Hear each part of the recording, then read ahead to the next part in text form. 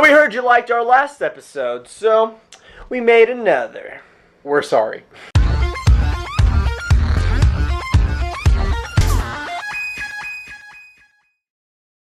Hi guys, welcome back to the show you don't watch. We're gonna start off this segment about what's new with us.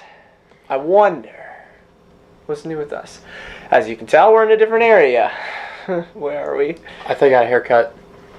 You got a haircut? I thought you did. No, not maybe yet. just something new. Maybe it's the lighting.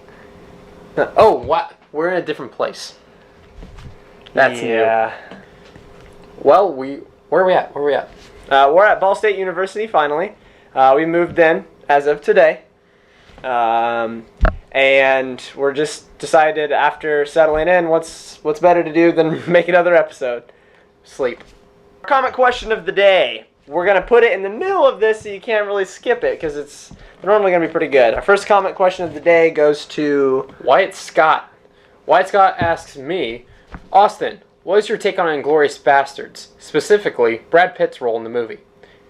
I really like Inglourious Bastards. You know, I love Quentin Tarantino. He's my favorite director. I really love Pulp Fiction. It's one of my favorite movies of all time just because of the storytelling and just because of the way that it's told out of order. It's a fantastic story about how people's lives really help one another. But anyway, Inglourious Bastards, what I like about it is that Tarantino is known for having a bunch of violence over the top, being really gory and just kind of... he just loves blood and violence. The comedy within the over drama. Yeah, it's just, he's over top, especially in Kill Bill. Kill Bill's like... Kill Bill Volume 1 is just a bunch of... You can definitely tell Tarantino was like, okay, so in the first movie... We're just going to have blood and guts and violence. Then in the second movie, we're going to have a story. But what I really like about Inglourious Bastards is that it focuses more on the story and these separate characters. When it comes to the Inglourious Bastards, you know, the name of the title characters, they play kind of a smaller role than what is portrayed. It's really more about this girl in this movie theater who's also been affected by these, as Brad Pitt calls them, Nazis. And... she wants revenge as well as they do, and just the way it all weaves together is really interesting. And just seeing Tarantino take a step back from the violence and showing very little of it.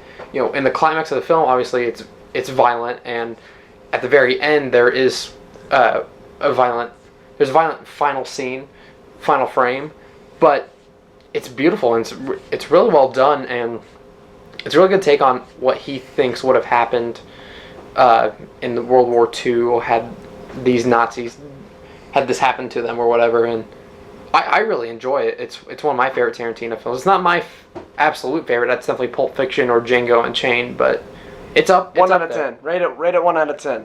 1 out of 10 M. Night Shyamalan's. Oh, 1 out of 10 M. Night Shyamalan's? Yes. Like 6 Cents M. Night Shyamalan? Because that's a good M. Night Shyamalan. We want because this movie was good.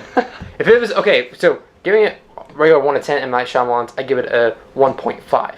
Which means that if I was giving it on a good rating scale, I give it an 8.5 out of 10. Just because it is kind of dull in certain places, and there are a lot of subtitles. I don't mind subtitles in movies. It makes the movie feel more authentic, but it's hard to really understand the way some lines are said. But that's probably me just nitpicking at it. Besides that, it's a great movie.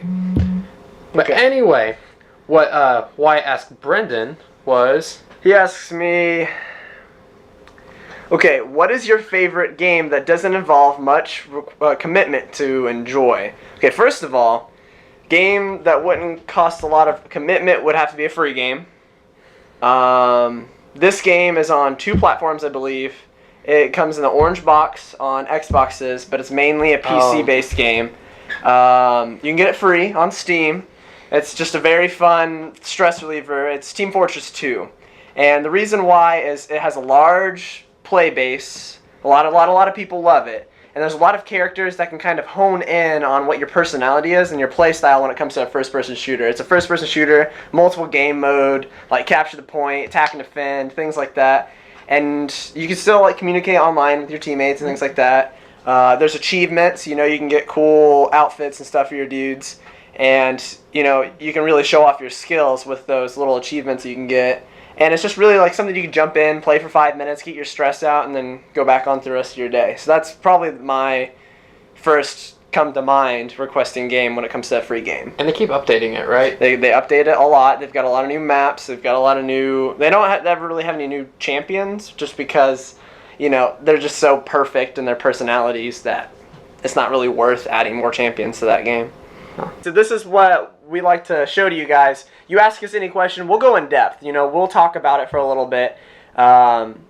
So feel free to ask us any questions at the bottom of the video. If you want to even tag us on social media, our personal social medias or our channel social media, we'll answer those questions too. All right, next segment. What we got? Well, going from games, something that draws people in the games is definitely the names. So, okay. Transition. Wow, that was a great transition. We're playing the name game. We have like music and like a beautiful name game. Name game. Okay, so what I'm going to do is I'm going to say a name and I'm going to give Austin about, let's say, 40 seconds. 40 seconds to explain to me what that name means to him. Like when he hears that name, who's he going to stereotype in his brain? Not a specific person, but like what kind of person that person would be, or like their family or their job or things like that. We practiced a little bit, but he has no clue what these names are. I'm gonna start off generic names. Well, we'll do a minute. We'll do 1 minute then. Do a minute. Yeah. All right. Because I said 40 seconds, but we'll do a minute. Yeah, we'll let you get a little bit in depth. All right. Okay. So we'll start off really basic names, and then we're gonna get a little bit harder, and let's see what crazy stuff he comes with. Okay. All right. First name is Ashley. Ashley. Well, Ashley is probably a 17-year-old girl who's a junior in high school right now. She probably has brunette hair and blue eyes, and right now she's probably going to Starbucks getting her white mocha latte. What sports does she play? What sports does she play? She doesn't play sports because she doesn't like getting sweaty. So that's why she goes to Starbucks. Religious preferences. Religious preferences? Well, she believes that there's God, and she doesn't like going to church because it's too hot in there and old people smell. But when the car that Ashley drives is she drives a brand new Volkswagen Beetle that her parents bought her because her parents are doctors. Segue, family relationship. Family relationship.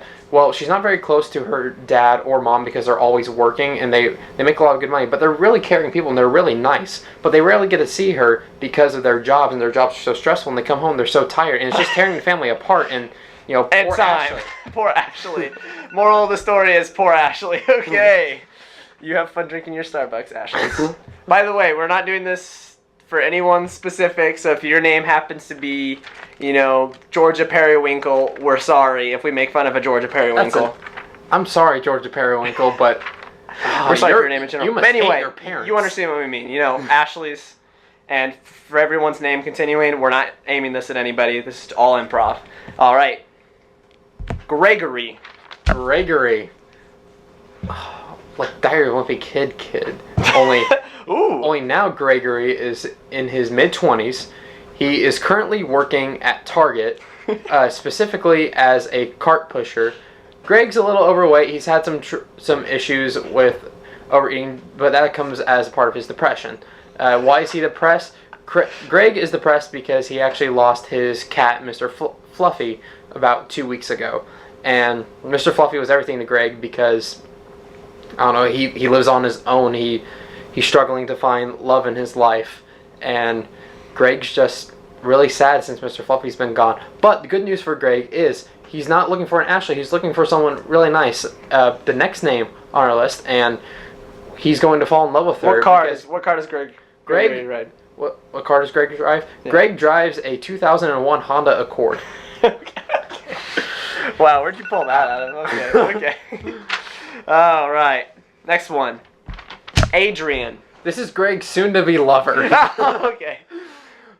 Adrian, she's a great girl. She's super spunky. She's hilarious. She's awesome. Very unfortunate name for a girl. I don't know any of the people with these names. But, Adrian. Adrian, she loves life. What's her favorite candy? Her favorite candy is... Why?